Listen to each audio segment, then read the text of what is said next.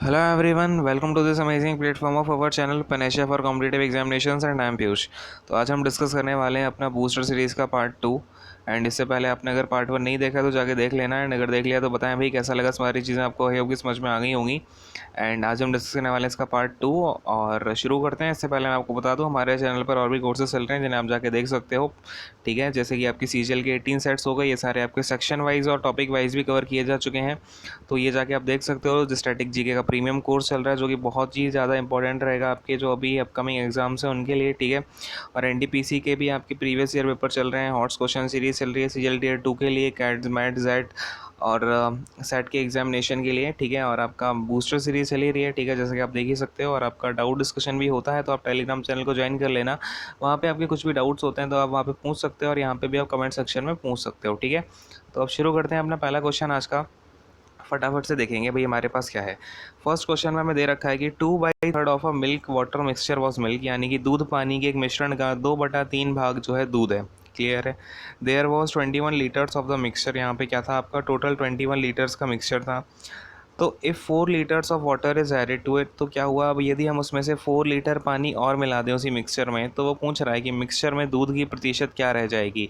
यानी कि अब जो रिजल्टेंट हमारा मिक्सचर है उसमें जो न्यू मिक्सचर में आपके मिल्क की परसेंटेज होगी वो क्या होगी। ठीक है, तो ईजी सा ही है आपका। देखो इसमें करना क्या है हमें कि हमें बोला गया है टोटल आपका 21 लीटर्स का मिक्सचर है, यानी कि ये ले लो आप 21 लीटर्स का मिक्सचर हो गया। अब इसमें 2/3 जो है मिल्क वाटर मिक्सचर का वो मिल्क है। यानी कि अगर मैं बोलता हूँ ये पूरा मिक्सचर हो गया, यहाँ पे ये आपका मिल्क हो गया, ये वाटर हो गया। तो 2/3 हिस्सा जो है मिल्क है, यानी कि आप 21 का 2/3 करोगे कितना आएगा, 14 आएगा। यानी कि आपका इसमें 14 तो क्या है, मिल्क है। यानी अगर 14 मिल्क हो गया तो बचा हुआ आपका जो 7 है वो वाटर हो जाएगा। क्लियर है, ये 7 हो गया आपका वाटर। अब क्या बात हो रही है कि यदि 4 litres of water is added, यानी कि 7 लीटर ऑफ वाटर में मैं 4 लीटर ऑफ वाटर और ऐड कर देता हूँ तो कितना हो जाएगा वाटर हमारा, 11 निकल के आ जाएगा कि नहीं आ जाएगा, बोलो हाँ। बात समझ में आ रही है ना इतनी सी। अब देखो, अब जो हमारे पास में नया मिक्सचर बना उसमें 11 लीटर तो वाटर हो गया और आपका 14 लीटर एज इट इज़ आपका मिल्क है। ठीक है, तो मुझे बताओ ज़रा टोटल मिक्सचर कितना हो गया है। टोटल मिक्सचर आपका कितना हो गया, 14 + 11 यानी कि 25 लीटर्स का टोटल मिक्सचर हो गया, हाँ कि नहीं। ठीक है, तो हमसे क्या पूछा है, परसेंटेज ऑफ मिल्क पूछिए, यानी कि 14 है। 14 तो आपका मिल्क हो गया। ठीक है, आउट ऑफ यानी टोटल मिक्सचर कितना हो गया, 25 हो गया। तो 14 है टोटल 25 में से, एंड हमें परसेंटेज निकालना है तो इंटू 100 कर देंगे। बात को समझ पा रहे हैं कि सबको क्लियर है। तो 25 4 जा 100 और 14 4 जा कितना हो जाएगा, ये 56। यानी कि जो हमारा 56 परसेंटेज में है। ठीक है, 56 परसेंटेज जो है हमारा यहाँ पर मिल्क निकल के आता है गिवन न्यू सॉल्यूशन में या फिर गिवन न्यू मिक्सचर में। क्लियर है, तो हमारा कौन सा यहाँ पर ऑप्शन नंबर 3 जो है राइट आंसर हो जाएगा। बात समझ में आ गई आपको, ये क्लियर हो गया ना क्वेश्चन। चलो नेक्स्ट क्वेश्चन पे आ जाऊँ। ठीक है, चलो इसमें क्या करना है ना, आपको सारे क्वेश्चंस में स्पीड भी मेंटेन करके रखनी है आपको ना। जैसे ये क्वेश्चन हो गया, ये देखते ही आपको अपने दिमाग में क्लिक होना चाहिए था फटाफट से। इसमें आपको कुछ जो है सॉल्व ही नहीं करना था, सारी चीज़ें माइंड में सोच के आपको लिख लेनी थी। ठीक है, चलो इसको मैं हटा देता हूँ, नेक्स्ट क्वेश्चन पे आते हैं। देखें नेक्स्ट क्वेश्चन क्या है अपने पास में कि संख्या एक हमें नंबर दे रखा है। ये हमारे पास नंबर है, ये जो है 4286933745। क्लियर है, इसमें पूछ रहा है कि 9 और 5 के स्थानीय मान का अंतर, the difference between the place values of 9 and 5। अब ये क्वेश्चन मैंने इसलिए लिया है कि आपका ये देखो किसी न किसी पेपर में तो आ चुका है, और इसके अलावा बच्चे क्या है कि प्लेस वैल्यू क्या होती हैं इन सारे टर्म्स पे ध्यान नहीं देते हैं। तो बच्चों प्लेस वैल्यू क्या होते हैं, यहाँ पर अगर आपको ये पता होता कि प्लेस वैल्यूज़ क्या होती हैं, क्वेश्चन आपका ये कुछ है ही नहीं। इसमें बस आपको मेन मतलब है कि आपको प्लेस वैल्यूज़ आती हैं या नहीं आती हैं। तो देखो प्लेस वैल्यूज़ होती क्या है, बेसिकली अगर आपके पास में ये कोई नंबर लिखा हुआ है ना, जैसे लेट से मेरे पास में एक नंबर लिखा है, मैं एग्जांपल समझाता हूँ 1 2 3 4 5। ठीक है, अब इसमें अगर मैं पूछूँ कि 4 की प्लेस वैल्यू क्या हो जाएगी, तो मुझे ये बताओ कि 4 है कौन सा नंबर, ये आपका 1s प्लेस पर है, ये 10s प्लेस पर है। यानी कि 4 क्या है, 10s प्लेस पर है, तो 4 × 10। तो ये जो 40 है ना, यही 4 की प्लेस वैल्यू है। 4 की प्लेस वैल्यू क्या है, 40 है। ऐसे अगर मैं यहाँ पे आपसे बात करूँ 3 की, तो यहाँ पर ये क्या है, ये 1s डिजिट है, ये 10 से डिजिट है, ये 100th डिजिट है। यानी कि 300 हो जाएगा, ये 300 क्या हो जाएगा, 3 की प्लेस वैल्यू हो जाएगी। बात समझ पा रहे हैं। तो इस तरीके से आपकी प्लेस वैल्यू निकाली जाती है। हमेशा याद रखना, ध्यान रखना, ये ऐसा क्वेश्चन आपके एग्जाम में आ सकता है। क्लियर है, हटाता हूँ। अब देखो इसमें 9 की प्लेस वैल्यू क्या है भाई, 1 2 3 4 5, यानी 9 क्या है, 5th प्लेस पर है, तो यानी 9 ये हो जाएगा और आपकी 4 जीरोज़ आगे नहीं, कितने हो जाएंगे ये, 1 2 3 4, या 4 ज़ीरोज़ आ गए। अब क्या है हमारे पास में, डिफरेंस किससे पूछा है, 5 की प्लेस वैल्यू से। तो 5 क्या है भाई, 5 तो यूनिट डिजिट ही है, तो 5 की प्लेस वैल्यू तो 5 ही हो जाएगी। अब बस 90,000 से आपको 5 माइनस कर देना है, बहुत ईजी है। कितना आ जाएगा ये, 5999 और ये आपका 8, यानी कि 89,995 आपका निकल के आ जाएगा। ऑप्शन नंबर 2 क्या हो जाएगा, राइट आंसर हो जाएगा। तो बात को समझ पा रहे हैं क्या, सारे बच्चों को क्लियर है कि प्लेस वैल्यू क्या होती है। आपको बस इतनी सी बात, छोटी सी बातें हैं जो आप याद नहीं रखते हो, वही चीज़ें जो है आपके एग्जाम में कभी कभी पूछ ली जाती हैं, इसलिए मैंने आपके लिए ये क्वेश्चन भी इंक्लूड किया हुआ है यहाँ पे। ठीक है, चलो समझ में आ गया। नेक्स्ट क्वेश्चन पे आ जाऊँ, हटाता हूँ इसको। अब देखो नेक्स्ट क्वेश्चन में क्या है अपने पास में, मजदूरों के दो प्रकार हैं, यानी कि हमारे पास में 2 टाइप्स ऑफ वर्कर्स हैं, जिसमें type 1 worker can do 3 times the work of type 2 workers. ठीक है, तो टाइप 1 के जो वर्कर हैं वो 3 टाइम्स काम कर सकते हैं एज़ कम्पेयर टू टाइप 2 के वर्कर्स से। ठीक है, क्लियर है। तो अब देखो कैसे हम यहाँ पे समझेंगे इस क्वेश्चन को, बड़े ही ध्यान से समझना कि हमसे क्या बोला गया है कि लेट से जो टाइप 1 के वर्कर हैं वो ए हैं, और जो टाइप बी के वर्कर हैं वो बी हैं, टाइप 2 के वर्कर बी हैं। क्लियर है। तो बस वही बात है, हिंदी में भी आप देख लो, पहले प्रकार के मजदूर दूसरे प्रकार के मजदूरों से 3 गुना ज़्यादा कार्य करते हैं। क्लियर है। तो देखो, अगर मैं आपसे बोलूँ कि इफ़िशेंसी जो टाइप 1 वाले वर्कर्स हैं उनकी ए है, ठीक है, और बी वालों की इफ़िशेंसी बी है, तो ए की जो इफ़िशेंसी होगी वो 3 टाइम्स ऑफ बी होगी कि नहीं होगी, बोलो हाँ। यहाँ से मुझे इतनी सी बात तो क्लियर होगी। तो अगर मैं आपसे बोलना चाहूँ कि ए अपॉन बी इक्वल टू कितना हो जाएगा, 3/1 हो जाएगा। ठीक है, ये चीज़ हमें पता चल गई है। अब क्या पूछा हुआ है, 12 type 1 workers can complete a task in 10 days, यानी कि 12 जो हैं आपके टाइप 1 के वर्कर्स, तो 12 इंटू में टाइप 1 के वर्कर्स की इफ़िशेंसी क्या है, ए है, और कितने दिन में काम कंप्लीट कर रहे हैं, 10 डेज़ में, यानी कि जो टोटल काम रहा होगा वो 12 इंटू ए इंटू 10 रहा होगा। क्लियर है। और यही जो सेम काम है ना, वो आपके how many days would it have been taken, वो पूछ रहा है सेम काम करने के लिए कितने दिन लगे होंगे अगर 4 टाइप 1 के वर्कर काम करते हैं और 8 टाइप बी के काम करते हैं। क्लियर है। तो मुझे एक बात बताओ, यहाँ पर मैं क्या लिख दूँगा, लेट्स से मेरे जो नंबर ऑफ़ वर्कर्स हैं वो टाइप 1 के तो मुझे पता है 4 हैं, यानी कि टाइप 1 की जो एफिशिएंसी है ए है, समझना यहाँ पर बात को बिल्कुल ध्यान से। प्लस में जो टाइप बी के वर्कर्स हैं वो 8 हैं और उनकी एफिशिएंसी कितनी है, बी है। तो ये तो हो गया आपका एफिशिएंसी का काम। अब नंबर ऑफ़ डेज़ कितने हैं, तो यहाँ पर हमें number of days find out करने हैं। Let's say number of days लगे हैं इनको एक्स।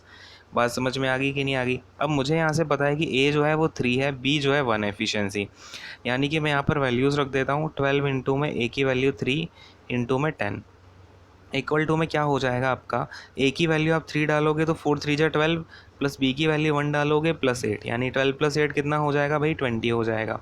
और ये क्या है, इंटू में एक्स है। तो अब देखो 10 से जाएगा ये 2 टाइम्स और ये चला जाएगा आपका 6 टाइम्स, यानी 6 3 जा 18, तो एक्स जो है कितना निकल के आ गया हमारा, 18 निकल के आ गया। तो हमारा नंबर ऑफ़ डेज़ कितने हो जाएंगे भाई, 18 डेज़ हो जाएंगे। क्लियर है। तो ऑप्शन नंबर 3 जो है हमारा राइट आंसर हो जाएगा।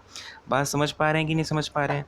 ठीक है, कुछ नहीं था इस क्वेश्चन में, बस आपको बेसिक जो है लैंग्वेज पे थोड़ा सा ध्यान दे देना है और इससे आपकी सारी चीज़ें जो है क्लियर हो जाएंगी। ठीक है, बात समझ में आ गई, इसको हटा दो भाई। नेक्स्ट क्वेश्चन पे आते हैं।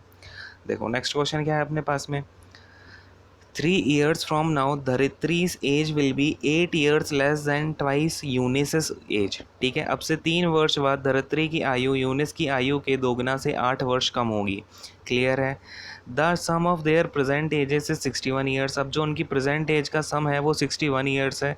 तो पूछ रहा है कि धरित्री की प्रेजेंट एज बता दें। ठीक है, तो लेट से धरित्री की एज डी है और यूनिस की एज ई है, इन दोनों का जो सम है वो 61 ईयर्स है। ये बात तो यहाँ पर क्लियर हो गई, इसको मैं फर्स्ट इक्वेशन मान के साइड में रख देता हूँ। ठीक है, क्लियर है इतनी सी बात। अब देखो अब आगे क्या बात हो रही है कि the sum 3 years from now, आज से अगर मैं 3 साल बाद की बात करूँ तो धरित्री की एज कितनी हो जाएगी, D+3। क्लियर है। Will be 8 years. अब क्या बोल रहा है ये, इक्वल टू किसके है, ट्वाइस ऑफ यूनिस एज के 8 ईयर्स लेस, यानी कि सबसे पहले तो ट्वाइस ऑफ यूनिस की एज 3 साल बाद अगेन यूनिस की भी E+3 हो जाएगी। ठीक है, इससे कितनी है, 8 साल कम है, यानी कि -8। यहाँ तक बातें क्लियर हैं, सबको समझ में आ गया। तो D+3 इक्वल टू में कितना हो जाएगा, 2E + 6 - 8। क्लियर है क्या, यहाँ तक सारी बातें हैं अभी समझ में आ रहा है ना। अगर कहीं भी थोड़ा सा भी डाउट होता है ना तो पूछ जरूर लेना। ठीक है, कमेंट सेक्शन में पूछ सकते हो आप। तो देखो ये कितना हो जाएगा, D इक्वल टू में ये जो प्लस का 3 है मैं यहाँ पर भेजता हूँ, -3 हो जाएगा। ठीक है, तो ये देखो कितना होगा, 2E और आपका ये आ जाएगा माइनस का 5। ठीक है, ये मैंने माइनस का 3 यहाँ पर भेज दिया, ये आप कर लेना खुद से एक बार। -3 ऐसे करोगे तो यहाँ से आपका -5 निकल के आ जाएगा। ठीक है, तो यहाँ से अगर मैं देखना चाहूँ कि डी की वैल्यू कितनी आ गई है, 2e-5 आ गई है। ठीक है, अब बात को समझना बिल्कुल ध्यान से। ये मैं जो डी की वैल्यू मैंने यहाँ से निकाली, मैं इक्वेशन नंबर 1 में रखने जा रहा हूँ। कोई दिक्कत किसी को, कोई दिक्कत परेशानी? देखो अब देखो यहाँ पे मैं वैल्यू रख देता हूँ डी की क्या, 2e-5। तो यहाँ पर मैंने रख दिया 2e और अपना माइनस का 5 और प्लस में e वगैरह, ये है इक्वल टू 61 है। अब देखो जरा ऐसे समझना यहाँ पर ध्यान से, 2e प्लस e कितना हो गया, ये 3e हो गया, और यहाँ पर माइनस का 5 है तो मैंने इसको यहाँ पर भेज दिया, ये हो गया प्लस का 5 और इधर आ गया 66। यानी कि e की वैल्यू तो कितनी आ गई है, e की वैल्यू आ गई है भाई 22। ठीक है, ई की वैल्यू हमारी आ गई है 22, यानी यूनिस की एज मुझे पता चल गई है 22 है। तो अब मुझे निकालनी किसकी एज है भाई, धरित्री की एज निकालनी है। इसमें आप ई की वैल्यू रख दो, यानी कि यूनिस की एज यहाँ पर डाल दो तो कितनी आ जाएगी 44-5, यानी 44-5 कितना 39। तो जो आपको धरित्री है उसकी एज कितनी आ जाएगी यहाँ से 39 ईयर्स आ जाएगी। क्लियर है क्या? हमारा जो कौन सा ऑप्शन है भाई यहाँ पे, फर्स्ट सेकंड थर्ड, अब फोर्थ ऑप्शन में आपका रहा होगा यहाँ पर 39 ईयर्स, तो वो क्या हो जाएगा, हमारा राइट आंसर हो जाएगा। क्लियर है, इसको हटा देता हूँ अब। चलो भाई, ये देखो फोर्थ ऑप्शन जो है हमारा, ये 39 ईयर्स जो है राइट आंसर हो जाएगा। बात समझ में आ गई कि नहीं आ गई? क्लियर है सबको? चलो अब देखो, कोई भी डाउट होता है आप कमेंट सेक्शन में पूछ ज़रूर लेना, है ना। अभी देखो अगेन काफ़ी इजी सा क्वेश्चन है, अब ऐसे देख लो एक बार, कभी कभी ऐसे क्वेश्चन आ जाते हैं आपके। There are saplings of 361 mango tree and neem tree in a garden. ठीक है, टोटल आपके 361 सैपलिंग्स हैं। क्लियर है, क्या बोल रहा है, the ratio of the number of mango tree to that of neem tree sapling is 8:11। तो जो आपका रेशियो है मैंगो इज टू नीम का, वो कितना दे रखा है, 8:11 दे रखा है। यानी कि टोटल कितना हो जाएगा, ये 19 की वैल्यू में कितनी दे रखी है, 361। और 361 क्या होता है, 19 का स्क्वायर होता है, यानी कि 1 की वैल्यू कितनी हो जाएगी, 19 हो जाएगी। बात समझ पा रहे हैं? क्या पूछ रहा है कि नीम ट्री की सैपलिंग कितनी है, यानी कि नीम ट्री की 11 है। ये आपका कितना हो जाएगा, तो 11 इंटू 19 हो जाएगा। 19 का इंटू कराओगे 11 से, 19 1 जा 19 और फिर आपका ये 20, यानी कि 209 जो है आपकी नीम की सैपलिंग्स हैं। तो ऑप्शन नंबर 2 यहाँ पर राइट आंसर हो जाएगा। तो है कुछ नहीं, आपका ये क्वेश्चंस ना आपको जल्दी से देखो, अब आपके एग्जामिनेशन में होते तो पूरे कितने क्वेश्चन है, अगर आपका एनटीपीसी का पेपर है 30 क्वेश्चन होंगे, एमटीएस का है अगर आपका, या फिर सीएचएसएल का है, या फिर आपका ये है सीजीएल का क्वेश्चन पेपर है तो 25 क्वेश्चंस होते हैं। ठीक है, तो आपको इन क्वेश्चंस को बहुत ही जल्दी अटैम्प्ट करना होता है। तो अगर ऐसे छोटे मोटे क्वेश्चंस आते हैं तो वो इसलिए रहते हैं कि आप कहीं ना कहीं अपने टाइम को बैलेंस कर पाओ। ठीक है, तो बस ये छोटा सा क्वेश्चन हो गया, तो ये अपना ऑप्शन नंबर 2 यहाँ पर राइट आंसर हो जाएगा। क्लियर है, इसको हटाता हूँ, नेक्स्ट क्वेश्चन पे आते हैं भैया। अब देखो हमारे पास दिया है which of the following numbers given below is not rational.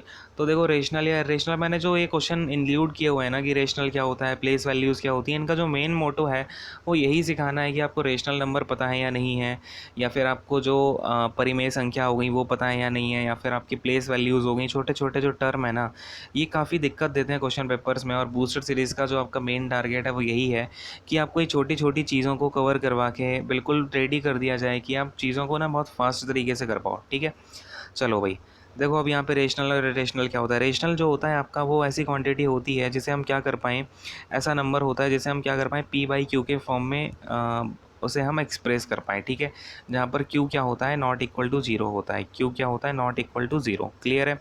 अब अगर मैं बात करता हूँ इरेशनल नंबर क्या होते हैं, इरेशनल नंबर्स आपके होते हैं देखो, जिन्हें हम p/q के फॉर्म में ना कर पाएँ और वो टर्मिनेटिंग भी ना हो। जैसे ये p/q की फॉर्म है, इसमें हम नहीं कर पाते हैं इनको जो है एक्सप्रेस। और अगर मैं बात करूं आपसे, तो रेशनल नंबर की वैल्यू कहीं ना कहीं पॉइंट के बाद टर्मिनेट ही नहीं होती है, मतलब चलती जाती है चलती जाती है चलती जाती है, कोई फिक्स वैल्यू हम इसकी बता नहीं सकते हैं। ठीक है, तो ये सारी बातें होती हैं रेशनल नंबर में। अगर मैं यहाँ पर देखता हूँ तो क्यूब रूट ऑफ 64 क्या होता है, 4 होता है। तो 4 को मैं 4/1 लिख सकता हूँ, यानी रेशनल ये हो सकता है, तो करेक्ट हो गया। मतलब ये तो रेशनल हो गया, इससे हमें कोई मतलब नहीं है। अब ये रूट 8 को मैं क्या लिख सकता हूँ भाई, रूट 8 का मतलब होता है 2√2, और यहाँ पर रूट 2 की वैल्यू तो आपकी बढ़ती जाएगी ऐसे, 2 इंटू में 1.4, फिर आगे 3, फिर आपका ऐसे डैश डैश डैश करके बढ़ती जाएगी। तो ये हो जाएगा हमारा रेशनल नंबर। और आप अगर क्यूब रूट ऑफ 8 की बात करो, 2 होता है। रूट ऑफ 64 कितना होता है, 8 होता है। तो आप देखोगे यहाँ पर ये तो 2/1 हो गया, ये 8/1 हो गया, ये सारे रेशनल नंबर्स हो गए। तो यहाँ पर जो रूट 8 है यही एक रेशनल नंबर नहीं है, यानी कि ये जो है रेशनल नंबर है। तो हमारा ऑप्शन 2 जो है राइट आंसर हो जाएगा। ठीक है, तो आपको समझ में आ गया। अगर आपको अभी तक नहीं समझ में आई थी, चीज़ें क्लियर नहीं थी कि रेशनल नंबर और रेशनल नंबर क्या है, तो आई होप कि आपको अब तो क्लियर हो गया होगा। ठीक है, हटाता हूँ इसको, फटाफट से नेक्स्ट क्वेश्चन पे आते हैं। अब देखो भाई, नेक्स्ट क्वेश्चन क्या है अपने पास में। A sum of money was invested at the rate of 7.5% simple interest पर एनम फॉर 4 ईयर्स। ठीक है, क्या किया हमने, एक सम ऑफ मनी को इन्वेस्ट कर दिया 7.5 रेट पर 4 ईयर्स के लिए। तो पूछ रहा है the investment was for 5 years. तो इन्वेस्टमेंट अगर 5 ईयर्स के लिए होता तो interest earned would have been ₹375 more. तो जो उसमें इंटरेस्ट लग रहा है, यानी कि जो ब्याज मिल रहा है, वो 375 रुपये ज़्यादा होता, 375 रुपीज़ ज़्यादा होता। तो पूछ रहा है कि what was the initial sum invested, यानी कि हमसे कहीं ना कहीं प्रिंसिपल की वैल्यू पूछी जा रही है। ठीक है, तो देखो अब इसे कैसे करेंगे, ध्यान से समझना, ध्यान से। अब क्या है, मेरे पास में एक प्रिंसिपल है, इसके ऊपर मैंने 4 साल के लिए पैसा लगाया, 4 ईयर्स के लिए। ठीक है, और सेम रेट है, सेम रेट मेरी 7.5% की है। फिर मैंने सेम प्रिंसिपल पर 5 ईयर्स के लिए पैसा लगाया, सेम रेट है 7.5%। ठीक है, तो इन दोनों में जो डिफरेंस है, अब देखो डिफरेंस कितना होगा इन दोनों में। अगर मैं डिफरेंस की बात करूँ तो इन दोनों में जो डिफरेंस निकल के आएगा SI का। ठीक है, ये अपॉन में 100 होगा और ये भी अपॉन में 100 होगा। तो इन दोनों के SI में जो डिफरेंस निकल के आएगा वो कितना आ जाएगा भाई, P इंटू में आपका रेट अकेला तो 7.5% और टाइम तो आपका डिफरेंस 1 ईयर का ही है, तो कोई फ़र्क नहीं पड़ता। तो प्रिंसिपल का जो रेट परसेंटेज दिया है ना हमको, वही तो हमें 375 रुपीज़ दिया हुआ है, क्योंकि इन दोनों का जो डिफरेंस है वही हमारा 375 रुपीज़ है। और अगर आप डिफरेंस देखोगे तो प्रिंसिपल का रेट निकल के आता है डिफरेंस। बात की गहराई को समझ पा रहे हैं यहाँ पे कि नहीं समझ पा रहे हैं? कोई डाउट होता है पूछ जरूर लेना। ठीक है, चलो इसे हटाता हूँ। देखो, यानी कि हमें क्या दे रखा है, प्रिंसिपल हमारा P हो गया। अगर देखेंगे, अगर प्रिंसिपल P हो गया तो उस पर रेट हमारा 7.5% है। तो इसकी वैल्यू हमें क्या गिवन है, अब 375 रुपीज़ गिवन है। तो यहाँ से मैं प्रिंसिपल नहीं निकाल पाऊँगा क्या, बहुत ईजी सा बन गया। अब आपको बस ना छोटी छोटी चीज़ें हैं, जैसे लैंग्वेज हो गई, ये सारी चीज़ें होंगी, ये समझनी होती हैं। इसलिए मैंने आज के जो सीरीज़ है हमारी, इसमें मैंने आज के पार्ट में थोड़े सिंपल सिंपल क्वेश्चंस को लिया हुआ है, बेसिक क्वेश्चंस को लिया हुआ है। ठीक है, तो इनसे हम चीज़ों को समझते जाएंगे। अब देखो, प्रिंसिपल इक्वल टू कितना आ जाएगा, 375 इंटू में 100, और ये कितना हो जाएगा अपॉन में 7.5। 7.5 का आपका 10 यहाँ पे लगा तो 75, 5 जा होता है 375। तो प्रिंसिपल यहाँ से कितना निकल करके आ जाएगा, अपना 5000 निकल करके आ जाएगा। ठीक है, अब कुछ बच्चे क्या करेंगे कि यहाँ पर उन्हें वो सोचेंगे कि भाई प्रिंसिपल क्या होता है, यही तो हमारा प्रिंसिपल आया, इनिशियल सम क्या होता है। तो इन छोटे छोटे शब्दों में ना आप कंफ्यूज मत होना, क्योंकि ये है तो छोटी बात, कई सारे लोगों को पता भी होगी, लेकिन क्या है, मेरे पास कुछ बच्चों के डाउट्स आते हैं कि सर ये जो है लैंग्वेज में समझ नहीं आया। तो आपको इन लैंग्वेजेस को समझने के लिए ना ये छोटे छोटे क्वेश्चन की भी बेटा प्रैक्टिस करनी पड़ेगी। ठीक है, तो हमेशा हमें हार्ड क्वेश्चन के पीछे ही नहीं भागना है। कुछ कुछ हमें क्या करने होते हैं, सिंपल क्वेश्चंस को भी देखना होता है। और उन्हें ना, सिंपल क्वेश्चन है उसका मतलब ये नहीं है कि सिंपल क्वेश्चन है मुझे आता है। उस सिंपल क्वेश्चन को आप करो भी तो सही 5 सेकंड के अंदर। ठीक है, आपको इसलिए जल्दी जल्दी करने होते हैं। तो अपना ऑप्शन नंबर 2 क्या है यहाँ पर, अपना राइट आंसर हो जाएगा। ठीक है, चलो इसे हटाता हूँ, नेक्स्ट क्वेश्चन पे आते हैं अपने। अब देखो भाई, अगला क्वेश्चन क्या है हमारे पास में, ध्यान से देखेंगे। If a plus B plus C equal to में 0 है, तो हमसे a cube plus B cube plus C cube के होल स्क्वायर की वैल्यू हमसे पूछी जा रही है। ठीक है, तो सबसे पहली बात, आपको यहाँ पर ये आइडेंटिटी पता होनी चाहिए। और आजकल तो a plus B plus C, A cube plus B cube plus C cube का फॉर्मूला मतलब इतना ज़्यादा आ रहा है कि TCS का कोई भी एग्जामिनेशन हो, उसमें आपका ये इस फॉर्मूले से अगर क्वेश्चन ना आए तो मतलब ऐसा लगता है कि चीज़ें अधूरी अधूरी सी हैं। ठीक है, तो खैर, अब देखो इसका जो फॉर्मूला होता है वो क्या होता है, एक बार ध्यान से समझेंगे। ये आपकी आइडेंटिटी होती है कि a plus B plus C अगर 0 है, तो आपका जो a cube plus B cube plus C cube है, वो कितना निकल के आ जाएगा, 3 टाइम्स ऑफ ABC। ठीक है, ये आपका रिजल्ट जो है याद करके रख लेना। अगर आपको नहीं है याद, क्या कर लेना, बेसिकली ये रिजल्ट आता कहाँ से है, जो इसका फॉर्मूला होता है ना, a cube plus B cube plus C cube. देखो, आपका एक फॉर्मूला होता है, आप ये फॉर्मूला नोट कर लेना। ठीक है, ये मैं अभी तक आपको शायद हर लेक्चर में बता चुका हूँ, आपके जितने भी मैंने पेपर डिस्कस किए हुए हैं उसमें हर पेपर में आया हुआ है। और ये मैंने फॉर्मूला आपको कई बार बताया हुआ भी है कि a cube plus B cube plus C cube minus का 3 times of ABC equal to में होता है आपका a plus B plus C. ठीक है, आपका बाहर तो ये रहता है, फिर अंदर के ब्रैकेट में क्या हो जाएगा, a प्लस बी प्लस सी का होल स्क्वायर और माइनस का 3 times of AB plus BC plus CA। ठीक है, ये होता है आपका फॉर्मूला। इसे आप थोड़ा नोट कर लेना, यहाँ पे आपको क्लियर नहीं दिख रहा होगा, मैं बोल देता हूँ A B plus B C plus C है, ठीक है। ये होता है आपका फॉर्मूला। तो होता क्या है ना, यहाँ पे आपका ए प्लस बी प्लस सी कितना हो गया, जीरो हो गया, यानी कि जीरो को इंटू आप किसी भी क्वांटिटी में कराओ आएगा जीरो, इक्वल टू में आ गया ये आपका जीरो, और ये तो फिर क्या होता है, ये माइनस का 3 ABC है, तो ये आपका क्या आ जाता है, RHS में आ जाता है। तो A cube plus B cube plus C cube क्या निकल के आ गया हमारा, 3ABC निकल के आ जाता है, ठीक है। क्लियर है, ये बात समझ में आ गई। तो अब इसे हटा देता हूँ। अब देखो यहाँ पर हमारा तो क्या हो जाएगा, A cube plus B cube plus C cube का होल स्क्वायर पूछा है। अब ये तो हो जाएगा कितना, 3 times of A B C का होल स्क्वायर। तो कितना निकल के आ जाएगा, 9A² B² C²। बस छोटी सी बात थी, आपको बस ये फॉर्मूला पता होना चाहिए। इसी का जो आपका पर्पस है इस क्वेश्चन का, कि आपको ये छोटा सा फॉर्मूला जो है आना चाहिए, ठीक है। तो इसमें कौन सा हो जाएगा हमारा, ऑप्शन नंबर 4 यहाँ पर राइट आंसर निकल करके आ जाएगा, ठीक है। चलो इसको हटाता हूँ, नेक्स्ट क्वेश्चन पे आते हैं।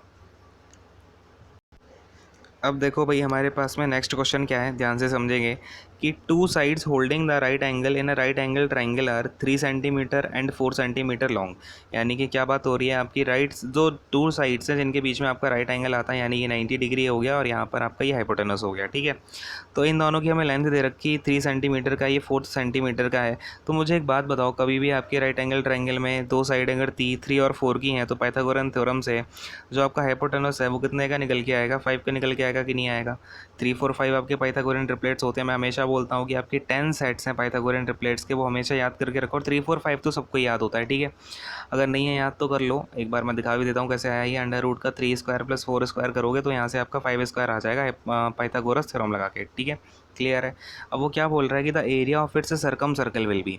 तो अब जरा बात को समझना ध्यान से। सर्कम सर्कल क्या होता है, आपका किसी भी ट्राइंगल के तीनों वर्टेक्स को छूता हुआ।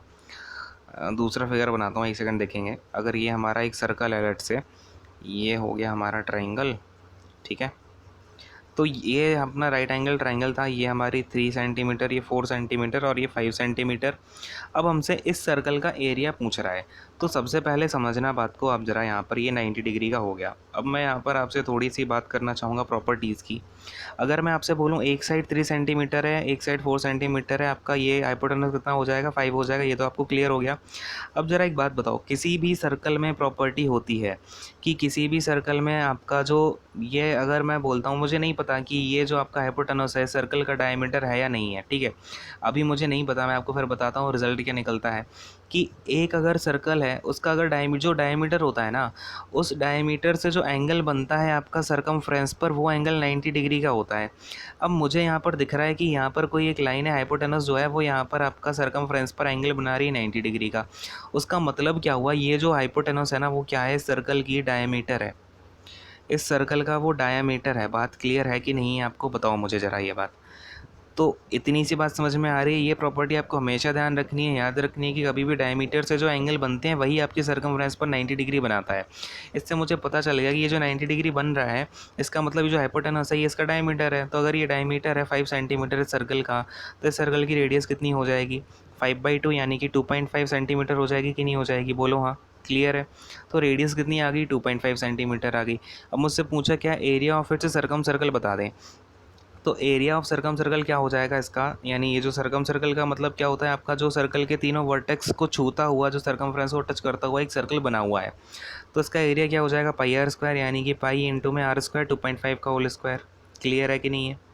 तो कितना हो जाएगा ये, 6.25 पाई सेंटीमीटर स्क्वायर हो जाएगा। ये एरिया निकल के आ जाएगा, हाँ कि नहीं। बात समझ में आई कि नहीं आई।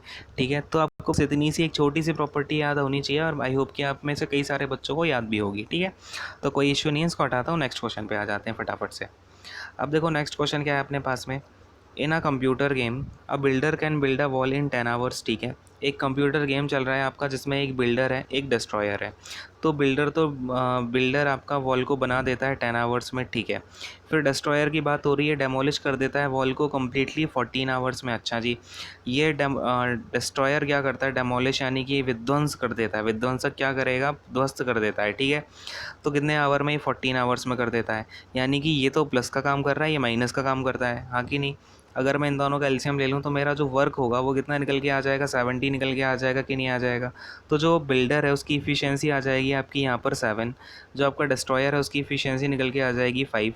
लेकिन जो आपका बिल्डर है वो तो बना रहा है तो उसकी इफ़िशियंसी प्लस की 7 होगी।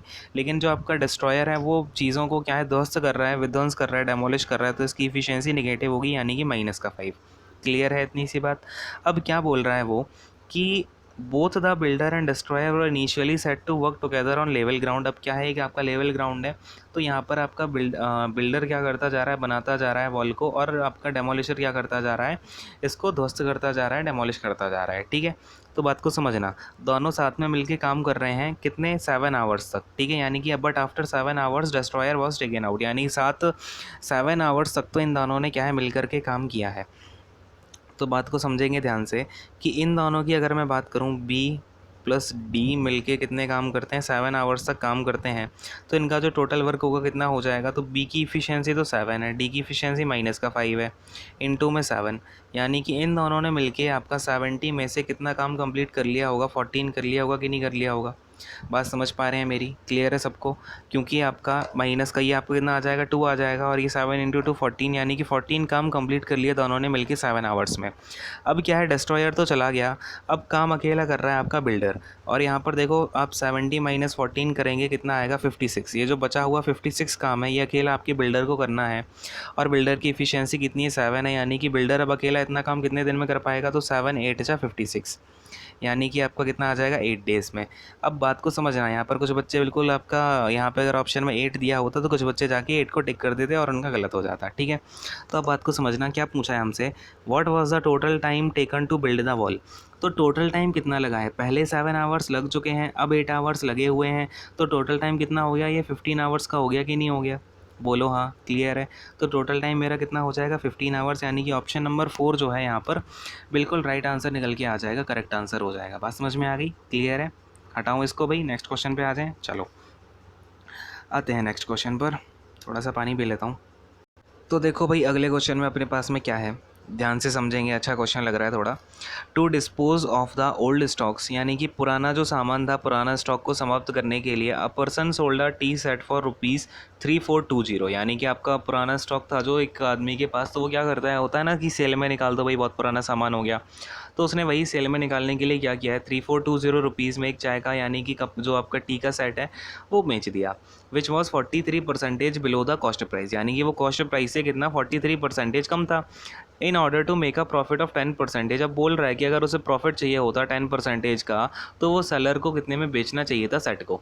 तो ज़्यादा कुछ नहीं है इस क्वेश्चन में भी, ईजी से ही निकला। देखो करना क्या है हमारे पास में कि दो हमारे पास ओल्ड स्टॉक है, यानी कि लेट्स से उसकी जो सीपी है, सबसे पहले सीपी की बात करेंगे, सीपी उसकी 100 है, ठीक है, और ये हो गई उसकी SP1, और ये हो गई उसकी क्या, SP1 हो गई, पहली बार की SP, ये हो गई SP2 जो वो पूछना चाह रहा है प्रॉफिट के बाद। ठीक है, तो SP1 में क्या हुआ, उसने कितने लॉस पर बेची है, 43% बिलो द कॉस्ट प्राइस, यानी कि अगर मैं इसमें से 43 माइनस कर देता हूँ तो कितना हो जाएगा, ये भाई 57 हो जाएगा कि नहीं हो जाएगा, यानी SP1 तो है 57। और अगर मैं SP2 की बात करूँ, मुझे प्रॉफिट चाहिए 10% का, तो SP2 मेरा कितना हो जाएगा भाई, SP2 हो जाएगा मेरा 110, आगे नहीं, इसमें प्लस का 10% चाहिए है ना, तो ये कितना हो जाएगा, 110 हो जाएगा। क्लियर है।